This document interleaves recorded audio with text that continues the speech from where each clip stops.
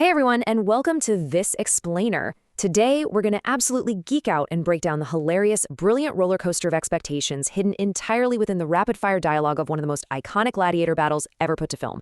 We're talking, of course, about the Thor and Hulk arena fight from Thor Ragnarok. We are going to dissect exactly how comedic tension is built up, broken, and just totally subverted. So if you love understanding the nuts and bolts of a truly great scene, you are absolutely in the right place. Let's get into it. Okay, so let's dive right into the massive hook that brilliantly shatters the intense life-or-death stakes before the fight even begins. I mean, think about the setup here. We have two incredibly powerful beings about to clash in this brutal alien gladiatorial arena, right? And right at the absolute peak of all that tension, Thor drops this line. It's just a complete left turn. It takes all the theatrical violence we've been primed for and instantly grounds it in, like, the most mundane, everyday concept imaginable. Workplace networking. All right, let's kick things off with Section 1, the arena introductions.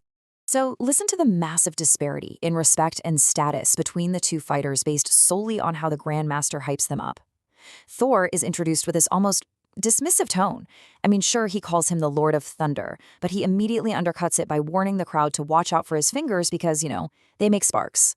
It's honestly a little patronizing. Now contrast that with the Hulk. Hulk gets called a creature, unique, the undefeated, the reigning, the defending, and finally, incredible. The language used for Hulk is literally designed to strike fear and awe into the audience. It builds up this completely insurmountable threat. Now, what we're looking at here is a textbook example of dramatic irony. The audience totally understands the true gravity of the stakes, right? We've heard the buildup. But Thor completely misreads the reality of the room. The Grandmaster just spends all this energy hyping up an undefeated, reigning creature of destruction. But instead of preparing for the fight of his life, Thor literally just sees an old buddy. The humor comes directly from that massive clash between the terrifying reality of the environment and Thor's utterly relaxed, happy-go-lucky perception of it. Moving right along to Section 2, a friend from work. You really have to listen to the comedic timing in the dialogue here, as Thor transitions from panicked terror straight into overly enthusiastic casual greetings. Just look at the flow of the words. It starts with the frantic, desperate energy of a prisoner. Yes, I have to get off this planet. Hey, where are you going? He is fully in survival mode. But the very second the gates open and he recognizes his opponent, the dialogue completely shifts. Suddenly it's, hey, we know each other. The panic just evaporates in a millisecond, and it's replaced by the genuine, eager relief of bumping into an acquaintance at a party where you thought you didn't know anyone. Put yourselves in his shoes for a second. This is universally funny because it is the ultimate mundane workplace behavior happening inside a literal death arena. It's the stark contrast that makes it work so perfectly. We've all been in situations where we bump into a colleague and have to do that kind of awkward small talk, right? But transplanting that deeply relatable, super low-stakes human interaction into a gladiatorial pit surrounded by screaming aliens, that is pure comedic gold. Thor is treating a fight for his life like a water cooler break. Which brings us to Section 3, a one-sided catch-up. We can actually map out Thor's rapid-fire emotional roller coaster across a timeline here. He is cramming monumental life updates into mere seconds of awkward arena chatter. Look at the sheer volume of information he tries to casually drop while standing right in front of a heavily armed, aggressive combatant. Lost my hammer like yesterday, so that's still pretty fresh. Then he just pivots immediately to Loki's alive. Can you believe it? He's up there. And finally, he makes a direct appeal to the man he thinks is still inside the monster. Oh, Banner. He's downloading months of trauma and shock into a completely one-sided conversation, all while tens of thousands of people are literally screaming for his head. Imagine the vocal dynamics required to pull this off. He has to take all that frantic arena energy and slow it way down to an incredibly awkward conversational ramble. Notice just how informal his language gets. He's using phrases like yesterday, and so that's still pretty fresh. He's speaking exactly like a guy updating his friend over a cup of coffee. And the sheer vulnerability of saying, I never thought I would say this, but I'm happy to see you, is so wildly out of place for a gladiator match. It's this persistent, almost stubborn refusal to acknowledge the threat that just keeps the comedy escalating.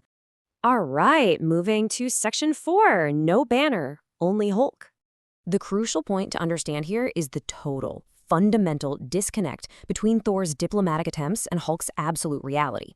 Thor is completely operating under the assumption that his friend Bruce Banner is in control, or, at least listening to him. He's saying things like, I know we're friends, and I don't want to hurt you. But Hulk's reality, entirely different. His response is blunt, simple, and absolutely terrifying. No banner, only Hulk. Thor thinks they're having a heartfelt reunion. Hulk thinks they're having a fight to the death. When Thor finally realizes this disconnect, it leads to that great muttered line, "This is crazy." This totally failing negotiation immediately builds into Thor's disastrous attempt at the lullaby procedure. You can really see his mounting panic as he goes through the steps and realizes they are absolutely not working. He resorts to a learned de-escalation technique. Step 1, sun's getting real low. Step 2, sun's going down. Step 3, I won't hurt you anymore, no one will. He's just desperately trying to soothe this giant beast. And what makes this so incredibly engaging is watching this legendary warrior, the Lord of Thunder, attempting to play the role of a gentle therapist while a green rage monster charges directly at him. This specific line right here really highlights Thor's fundamental misunderstanding of the immediate physical threat standing 2 feet in front of him. Even as things escalate beyond repair, he's still relying on logic and friendship. What are you doing? It's me. It's the ultimate protest of a man who feels the rules of basic social etiquette are being unfairly violated in a deathmatch. It perfectly captures the absolute peak of his denial, right before reality literally hits him in the face. And that brings us to our final act, Section 5, the spectator payoff. Suddenly, the rhythm speeds right back up to this frantic, energetic pace. His speech perfectly mimics the sudden chaos of the Hulk finally going on the attack. After all that slow, awkward conversational rambling, the harsh reality of the arena just snaps back into focus. Here we go, wow, what? Hey, big guy. All the punctuation in his dialogue completely vanishes.